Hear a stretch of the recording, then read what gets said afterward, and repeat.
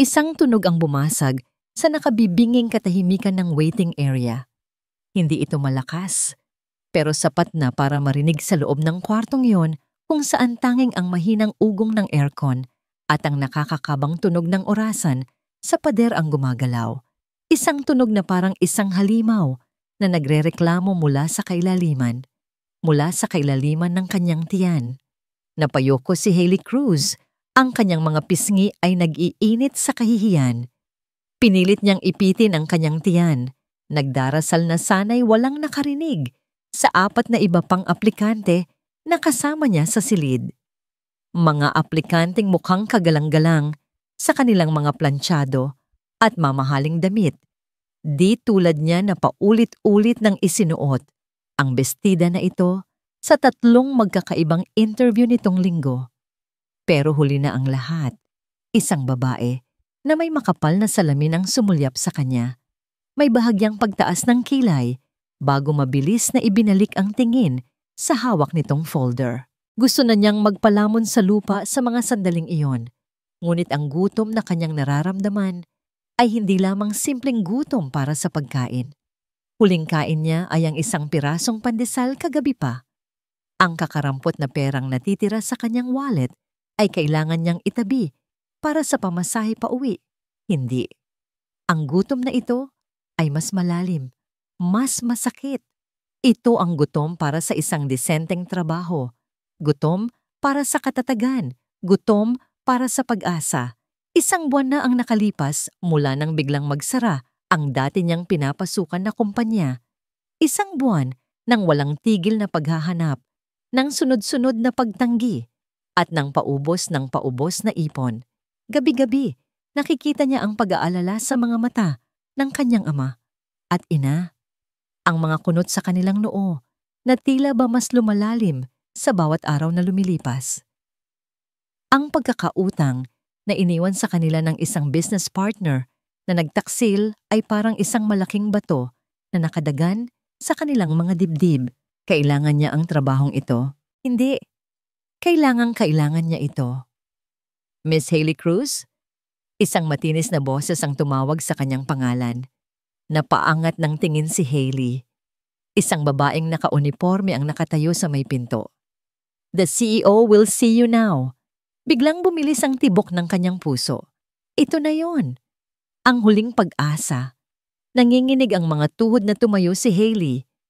Inayos niya ang kanyang bestida at huminga ng malalim bago maglakad patungo sa pinto. Bawat hakbang ay parang ang bigat-bigat.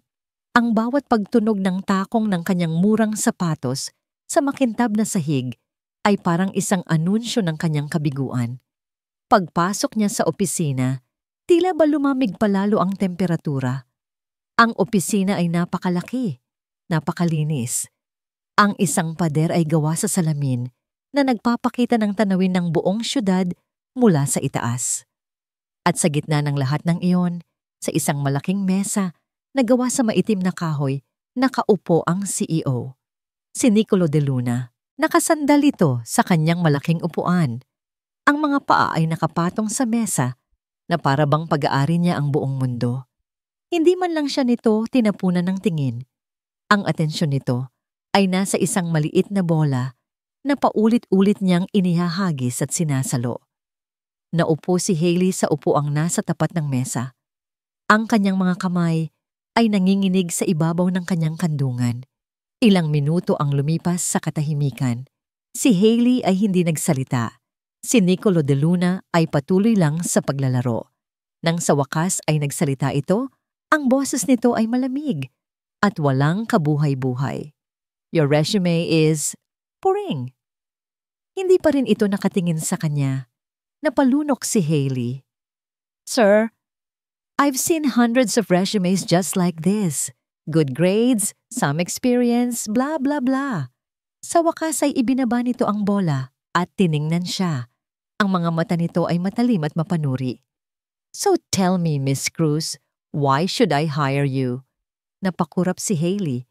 Inihanda niya ang kanyang sarili para sa tanong na ito. Nagsanay siya ng isasagot kagabi sa harap ng salamin. Ang mga salitang, I'm a hard worker, a fast learner, at team player ay nasa dulo na ng kanyang dila. Ngunit bago pa man niya mabuksan ang kanyang bibig, muling nagsalita ang halimaw sa kanyang tiyan. Mas malakas, mas kahiya-hiya. Sa pagkakataong ito, napatingin si Nicolo de Luna sa direksyon ng tiyan niya at sa isang iglap, isang bahagyang ngisi ang sumilay sa kanyang mga labi. Isang ngangisi na hindi pang-aasar, kundi pagkaaliw. At sa sandaling iyon, may nagbago sa loob ni Hailey. Nawala ang lahat ng pinaghandaan niyang sagot. Nawala ang pagkukunwari. Ang natira na lang ay ang hubad na katotohanan. Tinitigan niya ang CEO ng diretso sa mga mata. Gutom na po ako, sir. Nawala ang nangisi sa mukha ni Nicolo.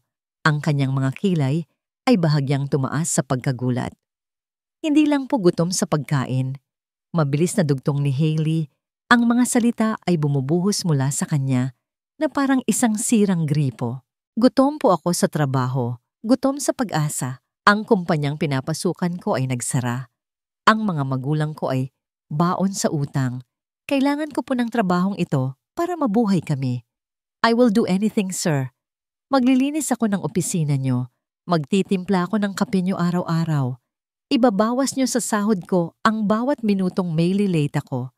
Hindi po ako aalis hanggat hindi tapos ang trabaho. Because I don't have a choice, sir. Desperada na po ako.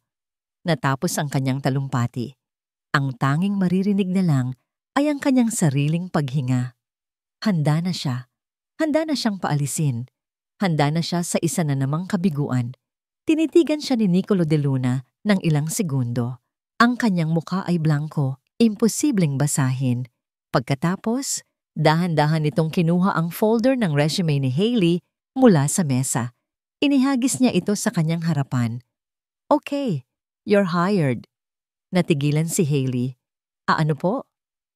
Magsimula ka bukas, sabi ni Nicolo, na muling sumandal sa kanyang upuan at kinuha ang bola. Ang kanyang boses ay bumalik sa dati nitong tono na walang interes, na para bang wala lang sa kanya ang lahat.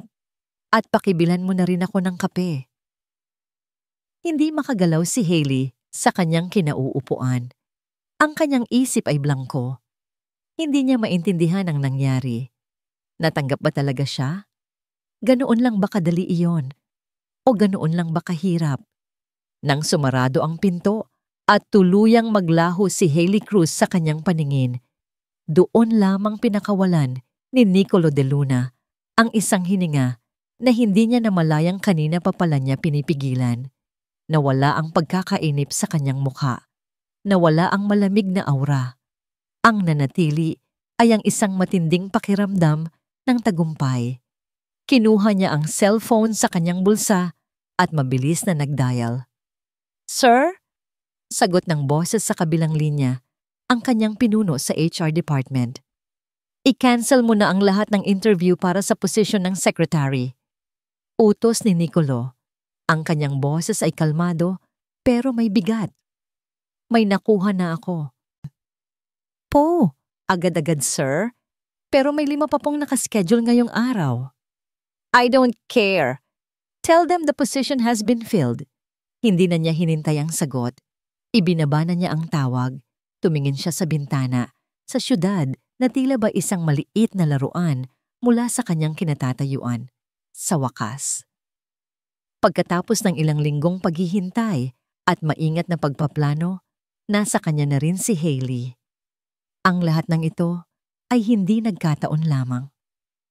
Ang pag-apply ni Hailey, ang bakanting posisyon, ang lahat ay nakaplano. Naalala niya ang araw na yon, 1 buwan na ang nakalipas. Papunta siya sa isang meeting nang biglang bumuhos ang malakas na ulan. Napilitan siyang magpatila sa tapat ng isang hindi pamilyar na gusali. At doon, sa ilalim ng maliit na silong ng gusali, nakita niya ito. Nakita niya si Hailey Cruz. Basang-basa ito sa ulan, yakap-yakap ang sarili. Pero hindi ang itsura nito ang nakakuha ng kanyang atensyon, kundi ang ekspresyon sa mukha nito. May isang matabang lalaki sa tabi nito, ang manager siguro nito, na walang awang sinisigawan ito sa harap ng maraming tao. Wala kang kwenta. Palagi ka nalang palpak. You're fired. Napanood ni Nicolo ang lahat mula sa loob ng kanyang sasakyan. Nakita niya kung paano napayuko si Hailey, kung paano nito kinagat ang labi para pigilan ang pag-iyak. Nakita niya kung paano nito pinilit na maging matatag. Ngunit nang tumalikod na ang lalaki, nakita rin ni Nicolo ang isang butil ng luha na pumatak mula sa mga mata nito. Humalo sa tubig ulan sa kanyang pisngi. Pero hindi ito umiyak ng matagal. Nagpunas ito ng muka, huminga ng malalim, at naglakad palayo sa ilalim ng malakas na ulan. Ang kanyang likod ay tuwid na tuwid, puno ng dignidad. Sa mga sandaling iyon, isang kakaibang damdamin ang kumulo sa loob ni Nicolo. Isang matinding galit para sa lalaking nangapi dito at isang hindi maipaliwanag na pagnanais na protektahan ang babaeng hindi man lang niya kilala. Kinabukasan, inutusan niya ang kanyang mga tauhan na alamin ang lahat tungkol sa babae sa North Star Holdings. Hailey Cruz, matalino, masipag, pero underappreciated, at inutusan din niya ang kanyang legal at finance team para sa isang mas malaking bagay. Bilhin niyo ang North Star Holdings quietly. Hindi na mahalaga ang presyo. Pagkatapos ng 3 linggo, ang kumpanyang yun ay pag-aari na niya. At ang unang-una niyang ginawa ay ipasara ito para mawala ng trabaho ang lahat. Malupit, oo.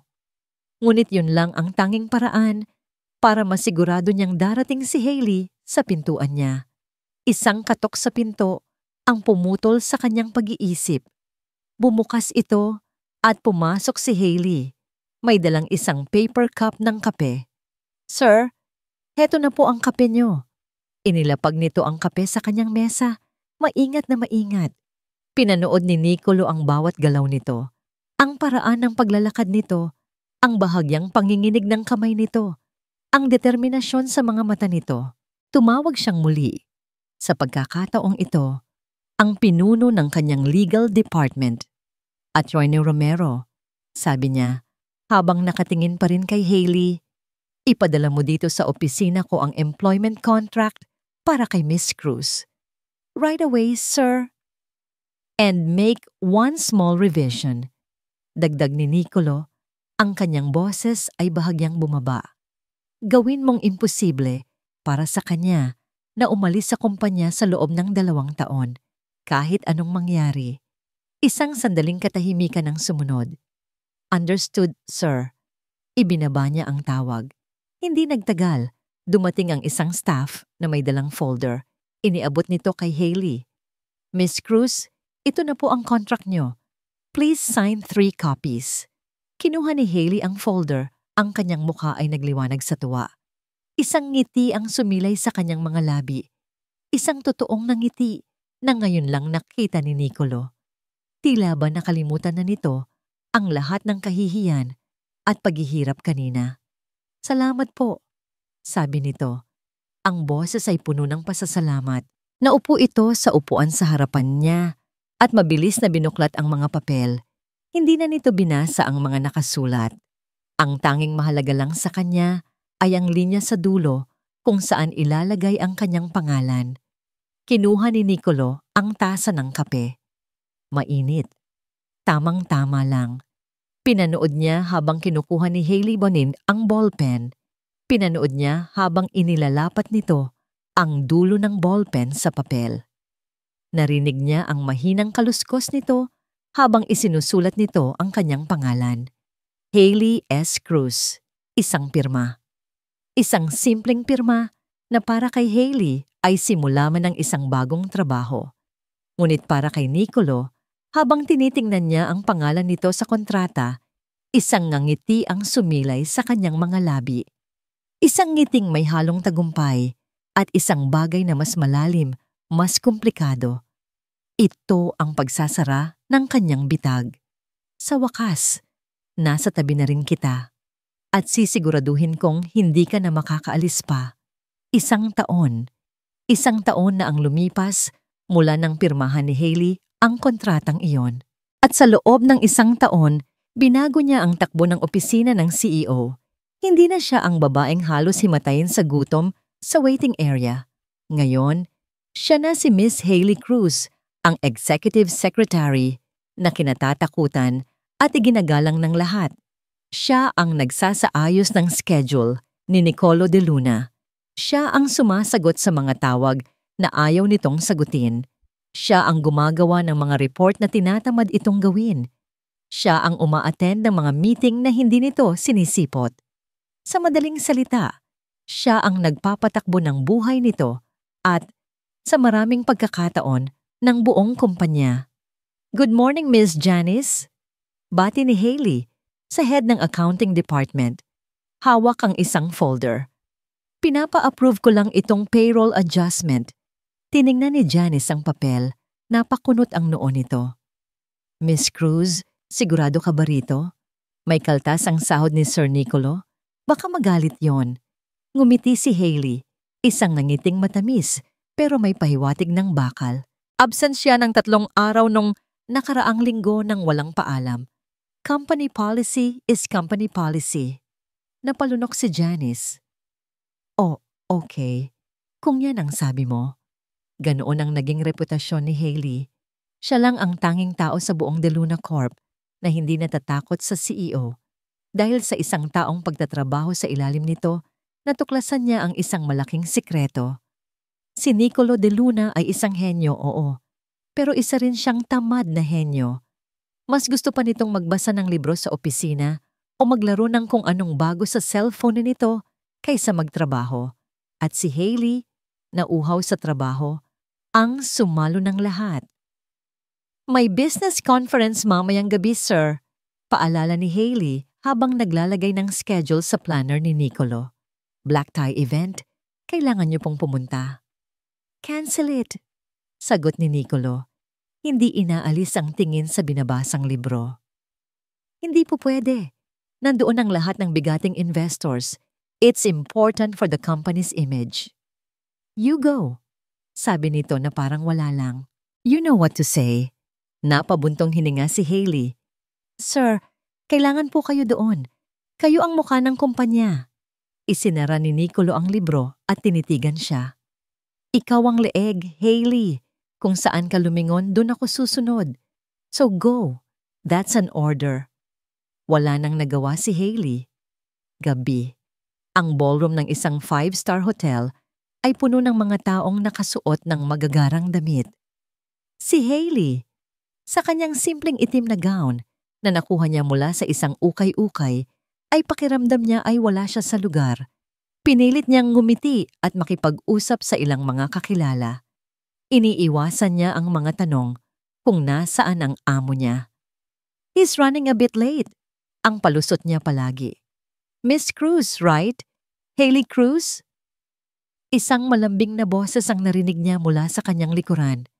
Paglingon niya, isang matangkad at gwapong lalaki ang nakangiti sa kanya. Ang suit nito ay halatang mamahalin at ang nangiti nito ay tila ba kayang matunaw ang kahit sino. Yes, and you are? Adrian Reyes. Inilahad nito ang kamay. CEO ng Reyes Tech, ang pinakamalaking karibal ng De Luna Corp. It's a pleasure to finally meet you, sabi ni Adrian. I've heard so much about you. They say you're the real boss at De Luna Corp. Isang mainit na pakiramdam ang gumapang sa pisngi ni Hailey. Hindi naman po. I'm just a secretary. Tumawa si Adrian, isang tawang kaakit-akit. A secretary who has the power to cut the CEO's salary? I heard that story. It's legendary in the business circle. Lalong namula si Hailey. Paano nito nalaman yon? You are wasted there, Miss Cruz, sabi ni Adrian. Ang kanyang boses ay naging mas seryoso. A talent like yours deserves to be recognized, to be valued. I'm happy where I am, sir. Are you? Hamon ni Adrian. Happy being in the shadows of a lazy boss? Come work for me. I'll double whatever De Luna is paying you. I'll give you a managerial position. You'll be my right-hand woman. Natigilan si Hailey. Doble? Managerial position?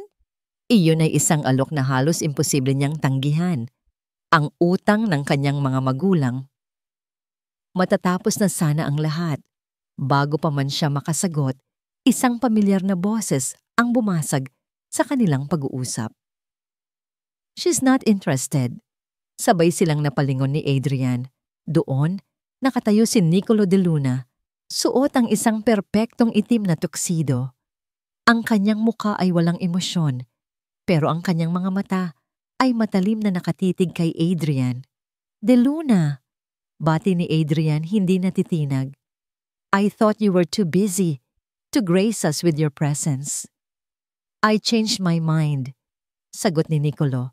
Ang kanyang tingin ay lumipat kay Hailey. My secretary seems to be enjoying the party too much. Isang malamig na kaba ang naramdaman ni Hailey. I was just offering Miss Cruz a job, sabi ni Adrian na may mapang-asar na ngiti. A better one. Hindi sumagot si Nicolo. Sa halip, lumapit ito kay Hailey at marahang inilagay ang kamay sa likod nito. Isang kilos na tila ba nag-aangkin. We're leaving. But sir, the event now. Hinila siya ni Nicolo palayo. Walang lingon-lingon. Habang papalayo sila, narinig pa ni Hailey ang huling sinabi ni Adrian. The offer still stands, Hailey. Nang makalabas sila ng ballroom at makarating sa tahimik na hallway, doon lang siya binitawan ni Nicolo. Hinarap niya ito, puno ng pagkalito at kaunting inis. Sir, ano po bang problema? Hindi sumagot si Nicolo. Tinitigan lang siya nito. Sa ilalim ng malabong ilaw ng hallway, nakita ni Hailey ang isang bagay sa mga mata nito na hindi niya pa nakikita dati. Isang bagay na madilim at matindi. Bago pa siya makapagsalita ulit, lumapit sa kanila si Adrian. De Luna, that was rude, sabi nito. Humarap si Nicolo kay Adrian. Stay away from my secretary. Ngumisi si Adrian. Bakit? Natatakot ka bang malaman niya ang totoo? Napakunot ang noo ni Hailey. Anong totoo? Tumingin sa kanya si Adrian. Ang kanyang mga mata ay puno ng isang misteryosong awa. Iniabot nito ang isang calling card kay Hailey. Mag-ingat ka sa amo mo, Miss Cruz, sabi nito sa isang boses na sila lang ang nakakarinig. Hindi lahat ng nakikita mo ay totoo. Pagkatapos ay tumalikod na ito at umalis. Iniwan silang dalawa ni Nicolo sa gitna ng nakabibinging katahimikan. Hinawakan ni Hailey ang calling card. Ang mga salita ni Adrian ay umuulit-ulit sa kanyang isipan. Ano ang ibig sabihin nito? Anong sikreto ang itinatago ng lalaking nasa harapan niya? Tahimik. Iyon ang salitang naglalarawan sa biyahe nila pauwi mula sa business conference. Ngunit hindi ito isang payapang katahimikan. Ito ay mabigat, puno ng mga hindi sinasabing salita at tensyon. Pinagmasdan ni Nicolo si Hailey mula sa gilid ng kanyang mga mata. Nakatingin lang ito sa labas ng bintana ng sasakyan. Ang refleksyon nito sa salamin ay nagpapakita ng isang blankong ekspresyon.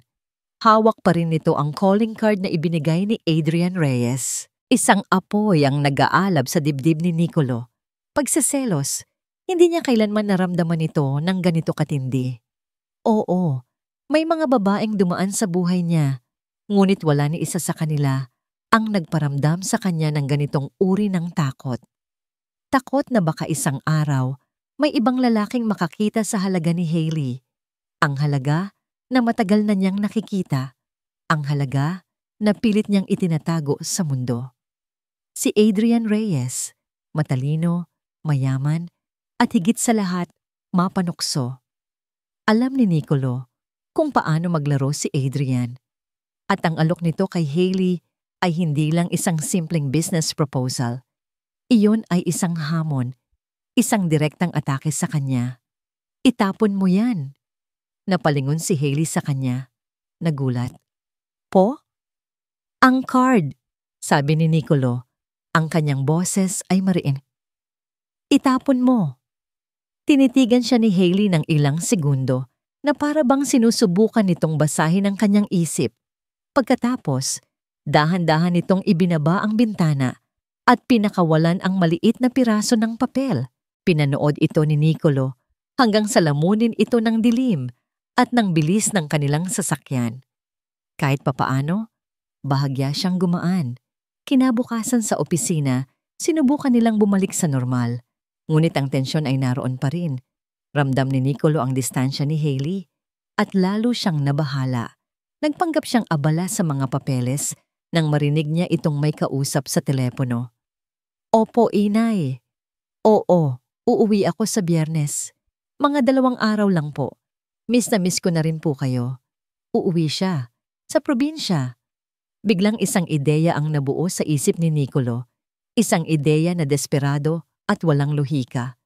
Ngunit sa puntong yon, wala na siyang pakialam sa lohika. Pinatawag niya si Hailey sa kanyang opisina. Nag-file ka raw ng leave? Tanong niya. Pinipilit na maging kaswal ang kanyang tono. Opo, sir. Uuwi po ako sa probinsya. Birthday po kasi ng tatay ko. Tumango si Nicolo na para bang nag-iisip. Good. May kailangan din pala akong puntahan doon. Napakunot ang noo ni Hailey. Saan po, sir? May tinitingnan akong lupa malapit sa inyo. For a possible new factory site, kailangan kong isurvey ang lugar. Isang kasinungalingan na nabuo sa isip niya sa loob lang ng 5 segundo. Ganoon po ba? Pwede naman pong ipadala niyo na lang ang engineering team. No, I have to see it for myself, putol ni Nicolo. Sasabay na ako sa'yo. Napatanga si Hailey. Po? Sir, hindi po pwede. Magbubas lang po ako. Then I'll take the bus. Pero sir, mainit po doon. Maalikabok. Hindi po kayo sanay. Sinusuway mo ba ako, Miss Cruz? Tanong ni Nicolo. Ang kanyang boses ay bumalik sa pagiging CEO. This is a business trip. At bilang sekretary ko, kailangan kitang kasama. Nakita niya ang paglaban sa mga mata ni Hailey. Ang pagkadismaya. Ngunit sa huli, napabuntong hininga na lang ito at sumuko. Okay po, sir. Kayo po ang masusunod. Ang biyahe sa bus ay isang impyerno para kay Nicolo. Mainit ang hangin na pumapasok sa bintana. Siksikan ang mga tao. Ang amoy ng pinaghalong pawis at kung ano-anong pagkain ay nakakasulasok. Ang bawat lubak sa kalsada ay ramdam na ramdam niya sa kanyang likod. Siya, si Nicolo de Luna, na sanay sa lamig ng aircon at sa malambot na upuan ng kanyang mamahaling sasakyan, ay nakaupo ngayon sa isang bus na tila ba anumang oras ay bibigay na. Pero ang lahat ng paghihirap na yon ay nawawala. Sa tuwing sumusulyap siya kay Hailey, nakatabi niya. Tila ba nasa sarili itong mundo? Nakatanaw sa mga berdeng bukirin na kanilang nadadaanan, isang maliit na ngiti ang nakapaskil sa kanyang mga labi. Ito ang unang pagkakataon na nakita niya itong ganito. Payapa. Malayo sa stress ng opisina. Malayo sa kanya. Habang tumatagal ang biyahe, unti-unti nang bumibigat ang talukap ng mga mata ni Hailey. Ilang beses niyang sinubukang labanan ng antok, pero sa huli, bumigay din ito. At ang ulo nito ay dahan-dahang sumandal sa kanyang balikat. Natigilan si Nicolo. Ang kanyang buong katawan ay nanigas. Ang puso niya ay nagsimulang tumibok ng sobrang bilis. Ang init mula sa ulo nito ay tumatagos sa kanyang damit. Naamoy niya ang banayad na bango ng shampoo nito. Sa ganitong kalapitan, nakikita niya ang bawat pilik mata nito, ang bawat maliit na detalye ng mukha nito. Sa mga sandaling iyon, sa loob ng maingay at magulong bus na iyon, nakaramdam siya ng isang perpektong katahimikan. Gusto niyang manatili sila nang ganoon magpakailanman. Nang sa wakas ay makarating sila sa terminal, si Hailey na ang gumising sa kanya. Nakatulog din pala siya. Sumakay sila ng tricycle na maghahatid sa kanila sa bahay ni na Hailey. Ang hangin ay sariwa, malinis, ibang-iba sa Maynila. Huminto ang tricycle sa tapat ng isang simpleng bahay na gawa sa kahoy at semento na papaligiran ng mga halaman. Isang babae ang mabilis na lumabas mula sa pinto. Ang ina, siguro ni Hailey, Ngunit ang sumunod na lumabas ang nakakuha ng kanyang buong atensyon. Isang lalaking matipuno ang katawan, may makapal na bigote, at mga matang tila ba kayang tumagos sa iyong kaluluwa. Tumakbo si Hailey at yumakap sa lalaki. "Tay, happy birthday po!" Ngumiti ang lalaki, ngunit nang mapadako ang tingin nito sa kanya, nawala ang ngiti. Tiningnan siya nito mula ulo hanggang paa. Ang mga mata ay puno ng pagtataka at pagsusuri. Lumapit si Hailey kasama ang kanyang ama. "Te, si Sir Nicolo po pala, ang boss ko." Hindi nagsalita ang ama ni Hailey. Tinitigan lang siya nito. Pagkatapos ng ilang segundong tila ba walang katapusan, nagsalita ito. Ang boses ay malalim at umuugong.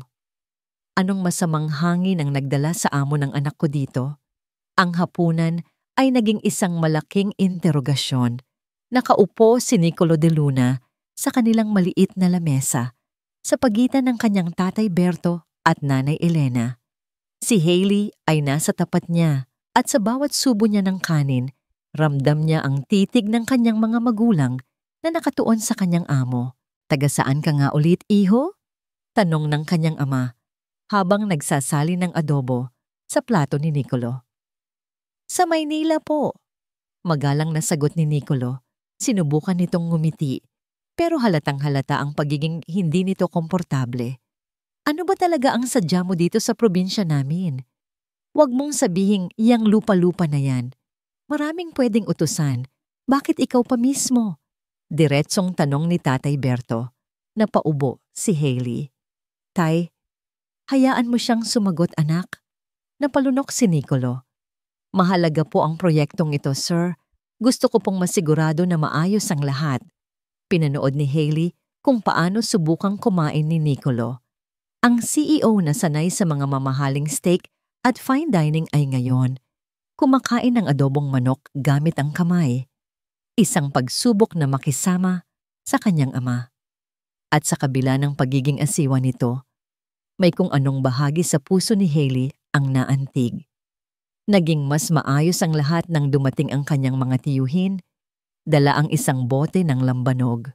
"Para naman magkakilala kayo ng lubusan ng boss ng pamangkin ko." Sigaw ng kanyang choromi. At doon na nagsimula ang gulo. Alam ni Hailey na hindi sanay uminom si Nicolo. Ngunit sa ilalim ng mapilit na mga mata ng kanyang ama at mga tiyuhin, wala itong nagawa kundi tanggapin ang bawat tagay. "Tay, tama na po yan. May trabaho pa po kami bukas." Pakiusap ni Hailey. "Isang bote lang, anak, para sa pakikisama." Lumipas ang isang oras. Ang isang bote ay naging 2. Ang tawa ng kanyang mga tiyuhin ay lalong lumakas at si Nicolo ay namumula na at medyo wala na sa sarili. Nang sa wakas ay natapos ang inuman, halos hindi na makatayo nang diretso si Nicolo. "Nako, nasaan ba patutulugin itong bisita natin?" Tanong ng kanyang nanay Elena, puno ng pag-aalala. Doon lang napagtanto ni Hailey ang kanilang problema. Ang bahay nila ay maliit lang. May isang kwarto para sa mga magulang niya at isang kwarto para sa kanya. Wala nang iba. "Doon na lang po sa sofa, Nay." Mabilis na suhestyon ni Hailey. Umiling ang kanyang ina. "Anak naman, bisita natin yan.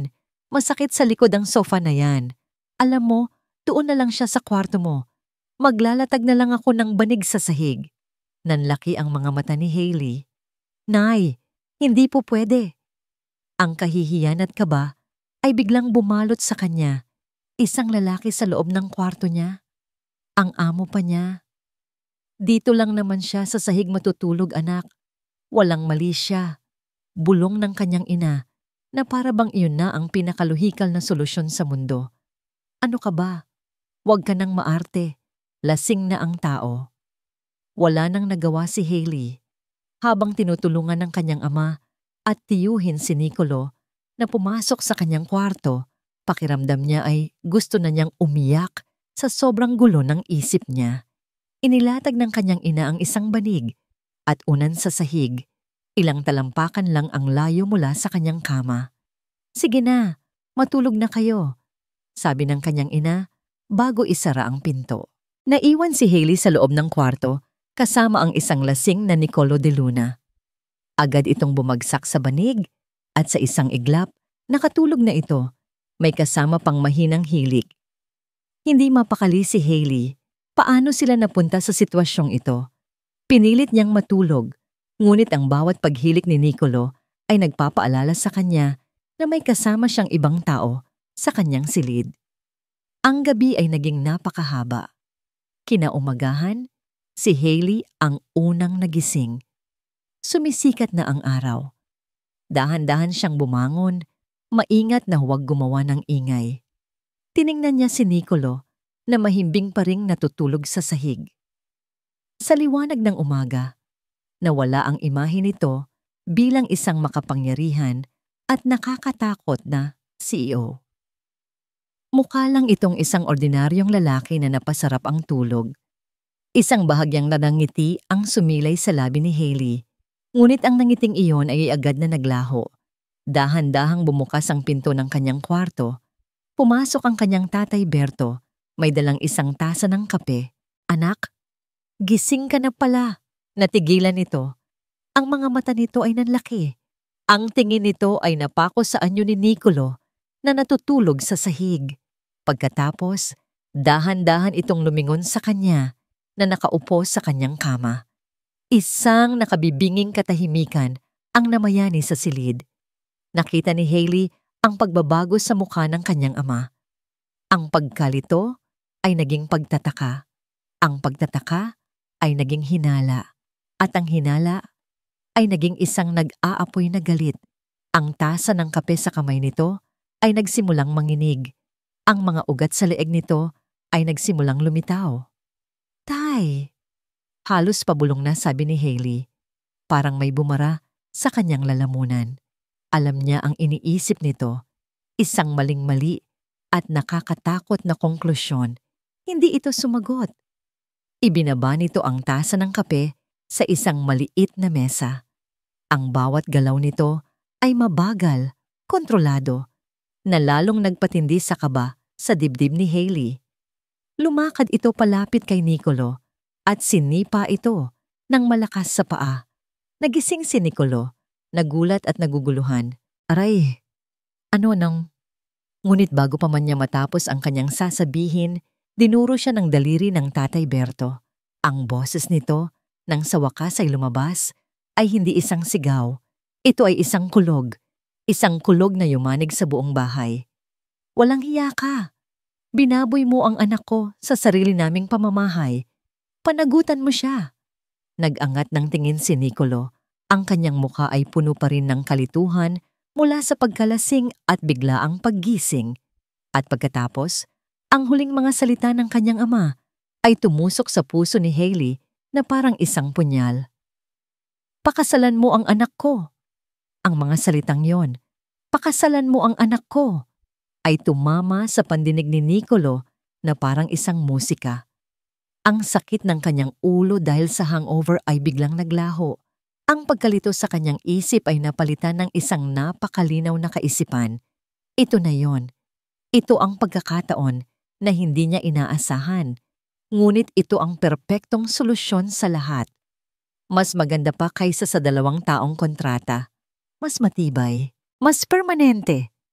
Isang kasal, isang kadena na legal at hindi matatakasan na magtatali kay Hailey Cruz sa kanya magpakailanman. Habang ang lahat sa silid ay nasa gitna ng kaguluhan, si Nicolo ay nanatiling kalmado. Tiningnan niya si Hailey, nakita niya ang takot at pagtanggi sa mga mata nito. Tay! Nay! Mali po kayo ng iniisip. Walang nangyari sa amin. Sigaw ni Hailey, ang boses ay nanginginig at nagmamakaawa. Anong walang nangyari? Magkasama kayo sa isang kwarto buong gabi. Sagot ng ama nito, ang galit ay hindi nawawala. Natulog lang po siya sa sahig. Lasing po siya. Kahit na, ang dungis na ng pangalan mo sa mga kapitbahay. Kailangan niyang panagutan ang kahihiyan na ito. Tumingin si Hailey sa kanya. Ang mga mata nito ay puno ng luha. "Sir, please, sabihin niyo po sa kanila ang totoo." Nakita ni Nicolo ang desperasyon sa mukha nito.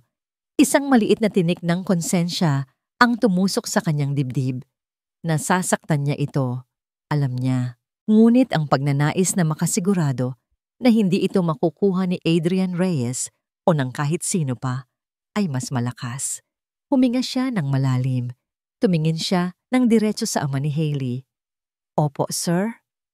Ang kanyang boses ay kalmado at puno ng determinasyon. Isang katahimikan ang biglang bumalot sa buong bahay. Maging ang ama ni Hailey ay natigilan. Handa ko pong panagutan si Hailey. "Ano?" Sabay na sigaw ni Hailey at ng kanyang ina. Ngunit hindi na pinansin ni Nicolo ang kanilang mga reaksyon. Nakatuon ang kanyang atensyon sa lalaking gumagawa ng desisyon. "Pananagutan ko po ang anak ninyo." Pag-uulit niya. "Pakakasalan ko po siya." Ang mga sumunod na oras ay parang isang mabilis at magulong panaginip para kay Hailey, pero para kay Nicolo, ang lahat ay ayon sa plano. Habang si Hailey ay umiiyak sa isang sulok at sinusubukang kausapin ng kanyang ina, si Nicolo naman ay kinakausap na ng kanyang tatay Berto. Inayos nila ang lahat. Isang civil wedding sa munisipyo sa lalong madaling panahon. "Hindi ako papayag." Huling paglaban ni Hailey, ngunit tiningnan lang siya ng kanyang ama. "Kung hindi ka papayag, itatakwil kita bilang anak." Ang mga salitang iyon ang tuluyang pumatay sa natitirang pag-asa ni Hailey. Kinahapunan, natagpuan nila ang kanilang mga sarili sa harap ng isang huwes. Si Nicolo ay suot pa rin ang damit niya ng nakaraang araw. Si Hailey naman ay pinasuot ng kanyang ina ng isang lumang puting bestida. Mukha itong isang multo, ang kanyang mukha ay maputla at walang buhay. Pinanood ni Nicolo habang nanginginig ang kamay nito sa pagpirma sa marriage contract. Nang turn na niya, ang kanyang pirma ay mabilis at matatag. "I now pronounce you husband and wife." Walang halik na naganap. Ang biyahe pabalik ng Maynila ay mas tahimik pa kaysa sa biyahe nila papunta. Si Nicolo ang nagmamaneho ng sarili niyang sasakyan na ipinadala niya para sunduin sila. Si Hailey ay nasa passenger seat, nakatingin lang sa labas, tila ba isang estatwa. Alam ni Nicolo na galit ito, galit na galit. Ramdam niya ang pader ng yelo sa pagitan nila. Pero ayos lang. Ang mahalaga, nakuha na niya ang gusto niya. Ang apelyido na nito ngayon ay De Luna. Nakatali na ito sa kanya. Ang ibang bagay, tulad ng nararamdaman nito, ay maaari niyang ayusin sa paglipas ng panahon. Iyon ang paniniwala niya. Huminto ang sasakyan sa basement parking ng isang marangyang condominium building. Ang kanyang penthouse. Pinatay niya ang makina. Ang katahimikan sa loob ng sasakyan ay mas lalong naging mabigat. Sa wakas, binasag niya ito. "Welcome home, Mrs. De Luna." Hindi lumingon si Hailey, ngunit sa refleksyon sa bintana, sa ilalim ng dim na ilaw ng parking lot, nakita ni Nicolo ang isang butil ng luha na tahimik na pumatak sa pisngi nito. Ang unang luha ng kanyang asawa. Ang penthouse ni Nicolo ay parang isang gintong hawla. Mayroon itong 5 kwarto, isang malawak na sala na may tanawin ng buong syudad, at isang kusinang mas kumpleto pa sa gamit kaysa sa pinapangarap ni Hailey. Ngunit sa kabila ng lawak nito, pakiramdam ni Hailey ay masikip ito. Suffocating, ang unang linggo ng kanilang pagsasama ay isang ehersisyo sa pag-iiwasan. Gigising si Hailey ng maaga para maghanda at umalis bago pa man ito magising. Uuwi siya ng gabi na, kapag sigurado siyang tulog na ito. Natutulog sila sa magkahiwalay na kwarto na nasa magkabilang dulo ng hallway. Para silang 2 multo na naglalakad sa iisang bahay, ngunit nasa magkaibang mundo. Hindi ito ang buhay na pinangarap niya. Ito ay isang kasinungalingan, isang sentensya, isang gabi na pilitan siyang umuwi ng maaga dahil sa masamang pakiramdam. Pagpasok niya sa penthouse, Nadatnan niya si Nicolo na nakahiga sa sofa, balot na balot ng kumot at nanginginig. Lumapit si Hailey, may pag-aalinlangan. "Sir?" Walang sagot. Hinawakan niya ang noo nito. Nag-aapoy ito sa lagnat. Isang parte ng isip ni Hailey ang nagsasabing, "Hayaan mo siya. Problema niya yan." Ito ang lalaking sumira sa buhay niya. Ngunit ang puso niya ay hindi ganoon kalamig. Hindi niya kayang talikuran ang isang taong may sakit, kahit paggaano kalaki ang galit niya rito. Kumuha siya ng planggana na may maligamgam na tubig at isang bimpo. Umupo siya sa sahig sa tabi ng sofa at dahan-dahang ipinunas ang bimpo sa noo, sa mukha at sa mga braso nito. Sa kalagitnaan ng kanyang pag-aalaga, biglang dumilat si Nicolo. Ang mga mata nito ay mapungay at pagod. "Hailey!" Ang mahinang bulong nito. "Mataas ang lagnat niyo, sir. Kailangan niyo ng gamot." Sinubukan nitong bumangon, pero hinang-hina ito. "Sorry for the trouble." Hindi umimik si Hailey. Ipinagpatuloy lang niya ang pagpupunas. "You should rest," sabi nito. Ang boses ay garalgal. "Huwag mo na akong alalahanin. Paano ako makakapagpahinga kung baka bigla ka na lang mamatay dito sa sala ko?" Sagot ni Hailey, mas mataray kaysa sa gusto niyang iparating. Isang mahinang nangiti ang sumilay sa labi ni Nicolo bago ito muling pumikit. Buong gabi, binantayan siya ni Hailey. Pinainom niya ito ng gamot. Pinakain niya ito ng lugaw. Pinapalitan niya ang bimpo sa noo nito. Sa gabing iyon, hindi ito ang kanyang amo o ang kanyang pekeng asawa. Isa lang itong lalaking mahina at nangangailangan ng tulong. At sa unang pagkakataon, nakita ni Hailey ang isang panig ni Nicolo na hindi niya pa nakikita dati. Ang panig na walang yabang, walang kapangyarihan, tanging kahinaan lamang. Kinabukasan, medyo bumuti na ang pakiramdam nito at ang yelo sa pagitan nila ay nagsimulang magkaroon ng lamat. Nagsimula na silang magsabay kumain ng almusal. Tahimik pa rin, pero hindi na kasing awkward ng dati. Isang umaga, habang nagkakape sila, biglang tumunog ang cellphone ni Hailey. Ang nanay niya. "Anak, salamat sa Diyos." "Salamat sa inyo ng asawa mo." Masayang bati ng kanyang ina. Napakunot ang noo ni Hailey. "Bakit po, Nay?" "Ang utang namin, anak. Bayad na lahat. May isang taga-bangko na pumunta dito kanina. Sabi niya, fully paid na daw ang lahat ng pagkakautang namin. Galing daw sa asawa mo." Naku, napakabait na bata. Natigilan si Hailey. Ang tasa ng kape sa kamay niya ay halos mabitawan niya. Pagkatapos ng tawag, hinarap niya si Nicolo.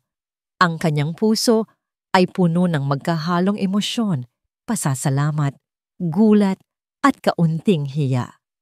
"Bakit mo ginawa yon?" tanong niya. Ang boses ay mahina. Nagkibit-balikat lang si Nicolo na para bang wala lang iyon. "It's done. Huwag niyo nang isipin iyon." "Pero, iyon ay malaking pera." Tumingin ito sa kanya. Ang mga mata ay seryoso. "Your family's peace of mind is more important." Walang mayabang na tono, walang panunumbat, tanging sinseridad lamang. Ang mga pader na itinayo ni Hailey sa paligid ng kanyang puso ay unti-unti nang gumuho. Isang gabi ng Biyernes, pareho silang pagod mula sa trabaho. Nagkasabay sila sa sala, walang nagsasalita. Para basagin ang katahimikan, binuksan ni Hailey ang TV at naghahanap ng mapapanood. Isang comedy movie. Naupo sila sa magkabilang dulo ng mahabang sofa. Ngunit habang tumatagal ang pelikula, hindi nila namamalayan na unti-unti na silang naglalapit. Una, dahil sa isang eksenang nakakatawa, sabay silang humalakhak. Isang tunay at malakas na tawa na bumasag sa katahimikan ng penthouse. Nagkatinginan sila at sa unang pagkakataon, nakita ni Hailey ang isang totoong nangiti mula kay Nicolo. Isang nangiting hindi mapanloko o kalkulado. Dahil sa antok at pagod, ang ulo ni Hailey ay bumigat. Sumandal ito sa sandalan ng sofa at hindi nagtagal, Sa isang iglap, sumandal na ito sa balikat ni Nicolo. Nang maramdaman niya ang init nito, dapat sana ay aalisin niya. Dapat sana ay lalayo siya. Pero hindi niya ginawa. May isang pakiramdam ng kapayapaan, ng seguridad. Ipinikit niya ang kanyang mga mata at hinayaan ang sarili na makatulog doon. Nagising si Hailey kinaumagahan na nasa sarili na niyang kama. Binuhat siguro siya nito, ngunit ang alaala ng pagtulog niya sa balikat nito ay nanatili. Ang pakiramdam ng pagiging komportable. Bumangon siya. Pakiramdam niya ay gumaan ang kanyang dibdib. Siguro hindi naman pala ganoon kasama ang sitwasyong ito. Siguro may pag-asa pa. Siguro pwede silang magsimula ulit. Pumunta siya sa kusina para magtimpla ng kape. May isang maliit na ngiti sa kanyang mga labi. At biglang tumunog ang kanyang cellphone. Isang hindi rehistradong numero. Sinagot niya ito. Hello? Hailey. Ang boses ni Adrian Reyes, puno ng pagmamadali at isang bagay na parang awa. Hailey, kailangan nating mag-usap. May nalaman ako tungkol kay Nicolo. Nawala ang nangiti sa mukha ni Hailey. Ano yon? Isang sandaling katahimikan ang sumunod bago nito binitiwan ang mga salitang babago sa lahat. Tungkol sa dati mong kumpanya. Ang tawag na yon, narinig ni Nicolo ang lahat. Nakatayo siya sa may pasilyo, papunta rin sana sa kusina para magkape nang marinig niya ang boses ni Hailey na may kausap sa telepono. At narinig niya ang pangalan ng dati nitong kumpanya. Agad siyang natigilan. Isang malamig na kaba ang biglang gumapang sa kanyang buong katawan. Si Adrian. Walang duda, alam na niya. Pagkatapos ng ilang linggong katahimikan, sa wakas ay gumalaw na ang kanyang karibal. At pinili nito ang perpektong tiyempo. Ang sandali kung kailan nararamdaman ni Nicolo na sa wakas, unti-unti nang bumabagsak ang mga pader sa pagitan nila ni Hailey. Kinailangan niyang kumilos ng mabilis. Pagkatapos ng tawag, pumasok si Hailey sa kanyang silid at hindi na lumabas. Ramdam ni Nicolo ang pagbabago sa hangin.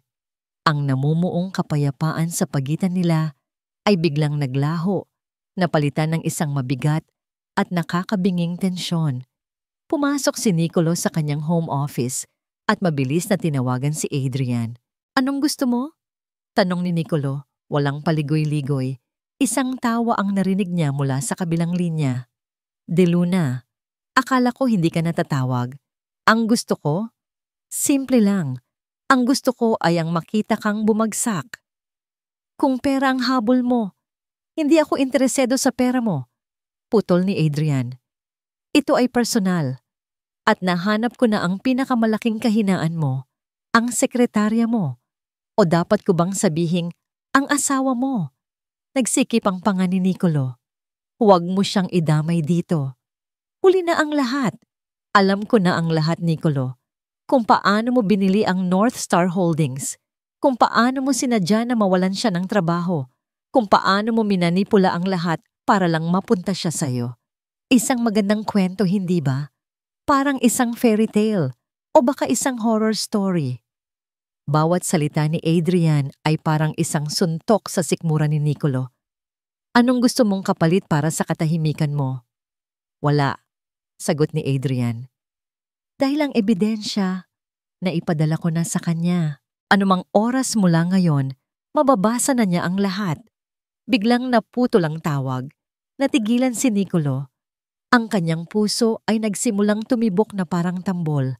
Ang kanyang mga kamay ay nanlamig. Naipadala na.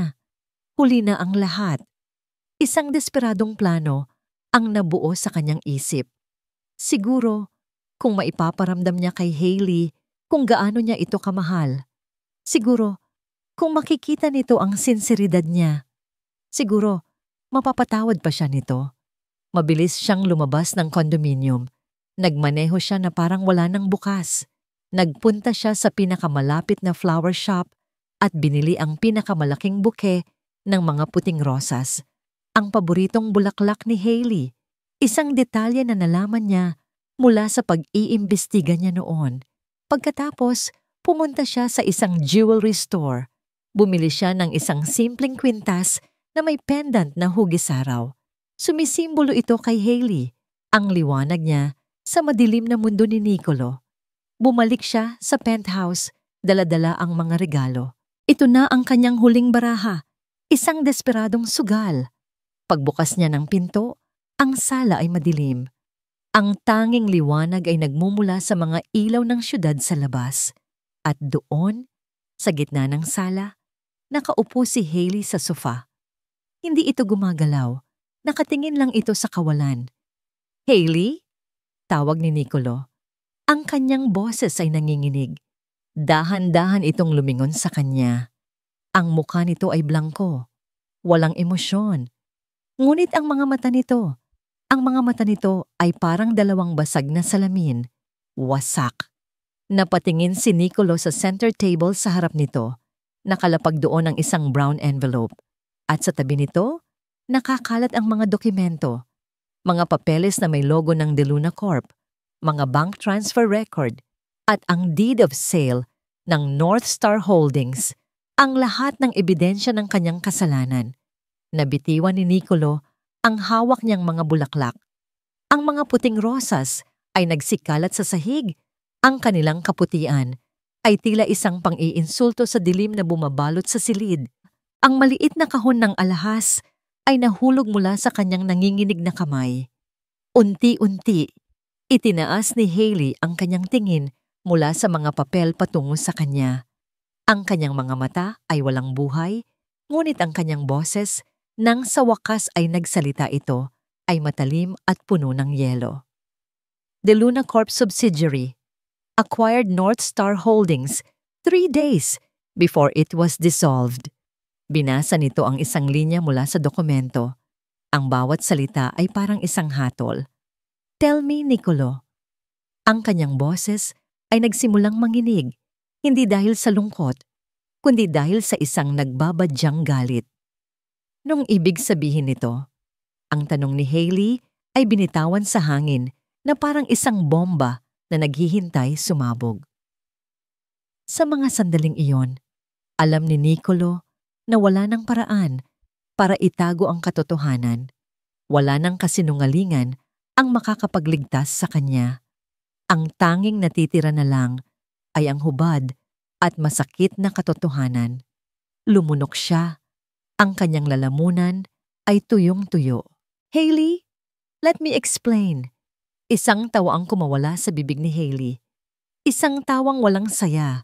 Isang tawang puno ng sakit at pait. "Explain?" Pag-uulit niya, dahan-dahang tumayo. "Explain what, Nicolo? Ipaliwanag mo kung paano mo sinadyang mawalan ako ng trabaho? Ipaliwanag mo kung paano mo ako hinayaang magmukhang kaawa-awa, magutom, at mawala ng pag-asa, para lang sa huli, sa'yo pa rin ako babagsak?"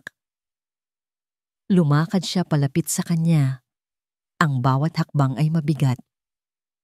"Ang interview, ang pagtanggap mo sa akin, lahat ba yun ay isang malaking palabas lang?"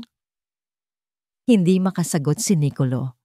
Ang katahimikan niya ay ang kanyang pagkumpirma. Tumulo ang mga luha sa mata ni Hailey. Ngunit hindi ito mga luha ng kalungkutan. Ito ay mga luha ng matinding galit. "Ginawa ko lang yon dahil mahal kita, Hailey." Sa wakas ay sigaw ni Nicolo. Ang kanyang boses ay basag at desperado. Ito na lang ang tanging depensa na natitira sa kanya. Tumigil si Hailey sa harap niya. Tinitigan siya nito ng diretso sa mata. Ang kanyang mukha ay 1 metro na lang ang layo mula sa kanya. Hindi pagmamahal yan, Nicolo. Ang kanyang boses ay biglang naging kalmado, ngunit mas malamig pa kaysa sa yelo.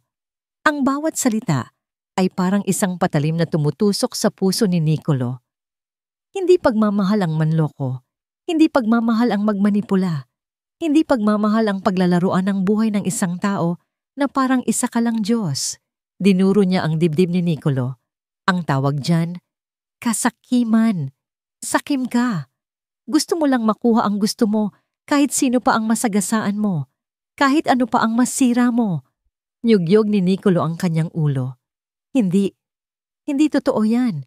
mahal na mahal kita. Kung mahal mo ako, hamon ni Hailey, ang mga luha ay patuloy na dumadaloy sa kanyang pisngi. Sana, hinayaan mo akong piliin ka. Sana binigyan mo ako ng pagkakataon na mahalin ka ng kusa. Pero hindi. Inagaw mo sa akin ang pagkakataon na, tinanggal mo ang lahat ng pagpipilian ko para masigurado mong ako ay sayo lang. Tumingin siya sa paligid ng marangyang penthouse. Ang bahay na ito, ang trabaho ko, ang pagkakabayad sa utang ng pamilya ko, at kahit ang kasal na ito. Itinaas niya ang kanyang kaliwang kamay, kung saan nakasuot ang simple nilang wedding ring. Lahat ng ito ay isang malaking kasinungalingan na binuo mo. Dahan-dahan niyang hinubad ang singsing sa kanyang daliri. Ang kilos ay mabagal. Sinasadya na para bang pinuputol niya ang huling hibla na nag-uugnay sa kanila.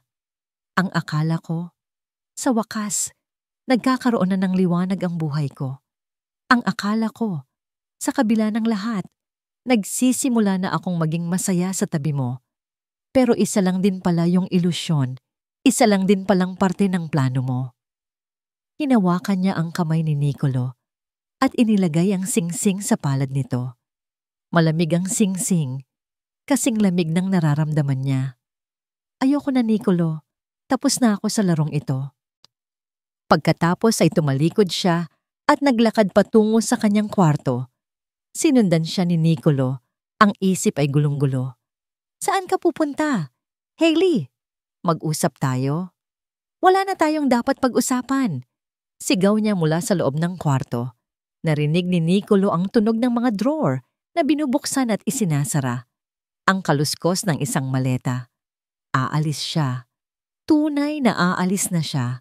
Sinubukan niyang buksan ang pinto ngunit nakalak ito. Sinuntok niya ang pinto sa sobrang frustrasyon. Hailey, please, don't do this! Pagkalipas ng ilang minuto, bumukas ang pinto. Lumabas si Hailey, may bitbit na isang maliit na maleta. Ang tanging dala lang niya ay ang mga damit na pag-aari niya bago pa man siya pumasok sa buhay ni Nicolo. Nilagpasan niya si Nicolo na para bang hindi siya nito nakikita. Naglakad siya patungo sa pinto ng penthouse. Hinabol siya ni Nicolo at hinawakan sa braso. Please, I'm begging you. Huwag mo akong iwan. Sa unang pagkakataon sa buong buhay niya, nagmakaawa si Nicolo de Luna, ngunit si Hailey ay hindi man lang lumingon. Binitawan mo na ako nung araw na nagsinungaling ka. Sabi niya, ang kanyang boses ay walang emosyon. Tinanggal niya ang kamay ni Nicolo sa kanyang braso at binuksan ang pinto. Naglakad siya palabas at hindi na muling lumingon pa. Ang pagsara ng pinto ay umalingaw-ngaw sa buong penthouse. Ang tunog na yon ang naging hudyat ng pagtatapos ng lahat. Naiwan si Nicolo sa gitna ng malawak at tahimik na sala. Ang mga puting rosas ay nakakalat pa rin sa sahig, parang mga luha. Ang singsing ay nasa kanyang palad pa rin. Ang bigat nito ay parang bigat ng buong mundo. Tumingin siya sa pintong isinara ni Hailey. Ang babaeng ginawa niya ang lahat para makuha ay naglakad lang palayo. Ang mga tuhod ni Nicolo ay biglang nanghina. Napaluhod siya sa sahig, sa gitna ng mga nasirang pangarap at mga durog na rosas. At sa unang pagkakataon, mula noong siya ay bata pa, umiyak siya. Isang iyak na puno ng pagsisisi, ng sakit, at ng pag-iisa. Nasa kanya na ang lahat. At ngayon, wala na siyang natira. Lumipas ang mga araw na parang mga multo. Ang penthouse ay naging isang malawak na museo ng mga alaala ni Hailey. Ang bango ng kanyang shampoo na naiwan sa unan. Ang tasa ng kape na paborito niyang gamitin. Ang katahimikan. Isang nakabibinging katahimikan na sumisigaw ng kanyang pangalan. Sa unang linggo, hindi pumasok si Nicolo sa opisina. Nagkulong lang siya sa loob ng kanyang bahay. Kasama ang bote ng alak bilang kanyang tanging kaibigan.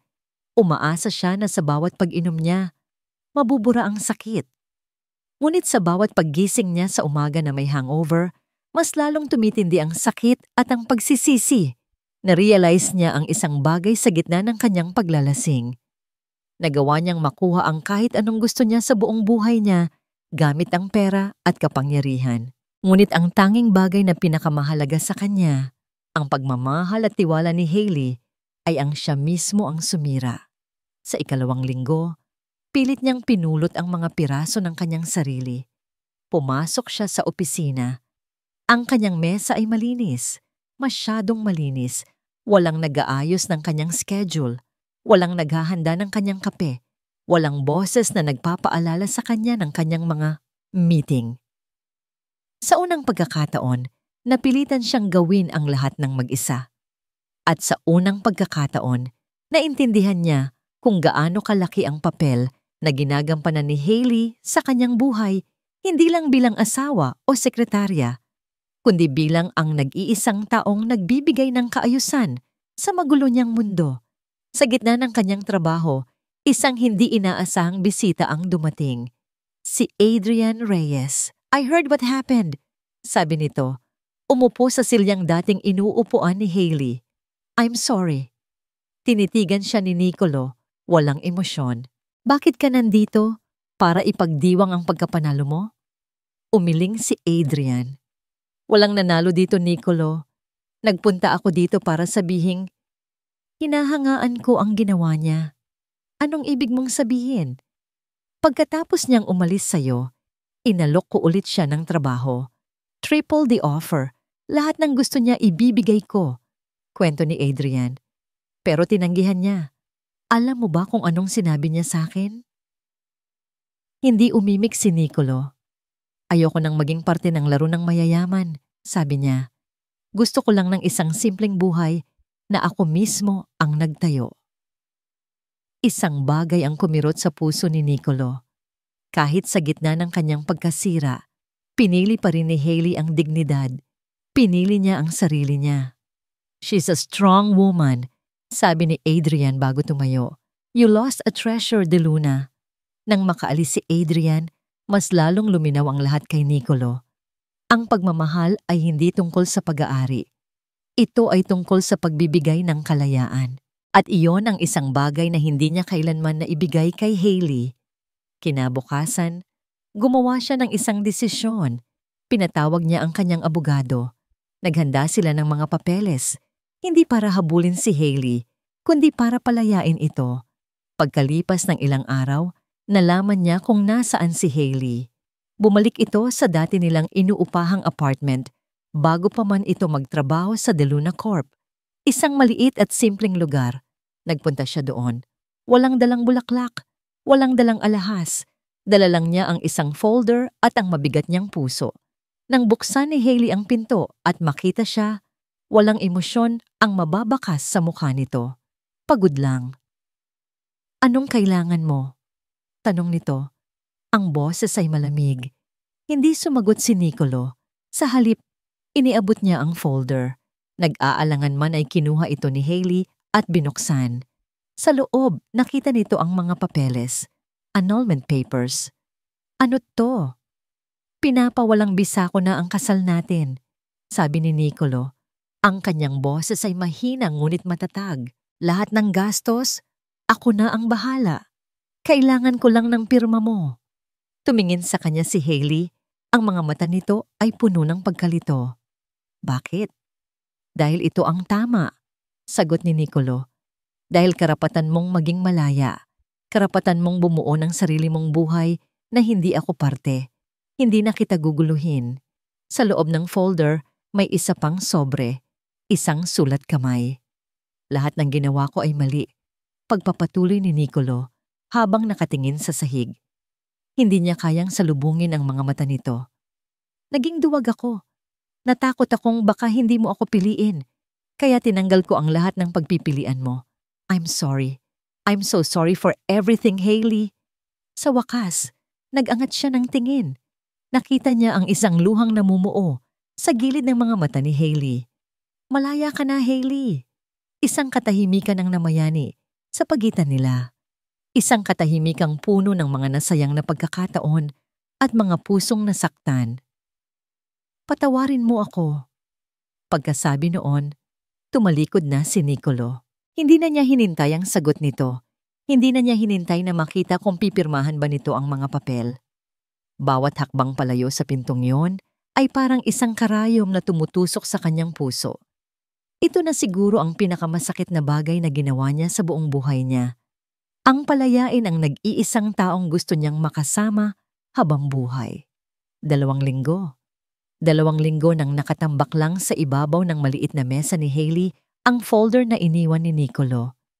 Ang annulment papers at ang sulat kamay nito ay tila ba isang multo na patuloy na nagpapaalala sa kanya ng lahat. Sa loob ng 2 linggong iyon, sinubukan ni Hailey na bumalik sa dati. Naghahanap siya ng trabaho, naglinis siya ng bahay. Ngunit sa bawat gabi, bago siya matulog, ang kanyang mga mata ay palaging napupunta sa folder na yon. Hindi pa niya binabasa ang sulat. Natatakot siya. Natatakot siya sa kung ano man ang nakasulat doon. Baka mas lalo lang siyang masaktan. O baka, at ito ang mas kinakatakutan niya, baka bigla niyang maintindihan ang lahat. Ngunit ngayong gabi, pagod na siyang matakot. Huminga siya ng malalim. Kinuha niya ang sobre, ang kanyang mga daliri ay bahagyang nanginginig. Binuksan niya ito. Ang sulat ay hindi mahaba. Ang sulat kamay ni Nicolo ay magulo. Tila ba isinulat sa gitna ng matinding emosyon. Hailey, walang salita ang sapat para sabihin kung gaano ako nagsisisi. Pero alam kong hindi sapat ang sorry. Gusto ko lang malaman mo kung bakit. Hindi para mapatawad mo ako, kundi para maintindihan mo. May isang babae sa nakaraan ko. Akala ko mahal niya ako. Pero iniwan niya ako para sa iba. Dahil lang sabi niya, masyado akong malamig, masyadong abala sa trabaho, at hindi marunong magpakita ng totoong nararamdaman. Mula noon, natakot na akong magmahal ulit. Natakot akong baka kapag ipinakita ko ang tunay kong nararamdaman, tatanggihan lang ulit ako. Noong nakita kita, lahat ng takot na yon ay bumalik. Mahal na mahal kita, pero duwag ako para sabihin sa'yo ng diretsyo. Kaya ginawa ko ang tanging alam kong paraan, ang kontrolin ang lahat. Akala ko, kung kontrolado ko ang sitwasyon, hindi mo ako maiiwan. Pero mali ako. Ang pagkontrol ko pa pala, ang siyang nagtulak sa'yo palayo. Hindi ko hinihiling na bumalik ka. Hinihiling ko lang na sana, balang araw, mapatawad mo ako. At higit sa lahat, sana maging masaya ka. Dahil yun lang naman dapat ang mahalaga. Malaya ka na. Nicolo nang matapos basahin ni Hailey ang sulat, ang mga luha na matagal na niyang pinipigilan ay sunod-sunod ng pumatak sa papel. Hindi nito binibigyang katwiran ang kanyang mga ginawa. Pero ngayon, naiintindihan na niya. Sa likod ng arogante at makapangyarihang CEO, may isang lalaking takot masaktan. Isang lalaking hindi alam kung paano magmahal ng tama. Naalala niya ang mga sandali nila sa penthouse, ang pag-aalaga niya dito noong may lagnat ito, ang pagtawa nila habang nanonood ng pelikula. Ang init ng balikat nito nang makatulugan niya. Ang simula ay kasinungalingan. Ang pundasyon ay mali. Ngunit ang mga damdaming nabuo sa gitna ng lahat ng iyon. Totoo. Ang unti-unting pagkahulog ng kanyang puso ay totoo. At ang huling ginawa ni Nicolo, ang pagpapalaya sa kanya, iyon ang pinakatotoong nagawa nito. Ang pinakamatapang, ang pinakamapagbigay.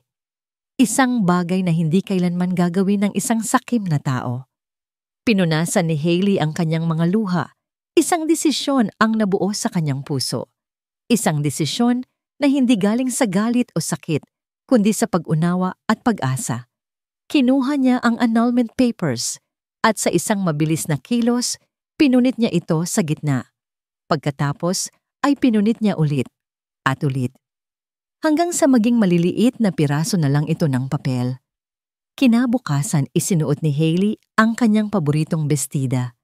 Nagpunta siya sa De Luna Corp, hindi bilang isang aplikante na desperada, hindi bilang isang sekretarya na galit, hindi bilang isang asawang nasaktan. Nagpunta siya doon bilang si Hailey Cruz, Isang babaeng handa nang pumili ng sarili niyang landas.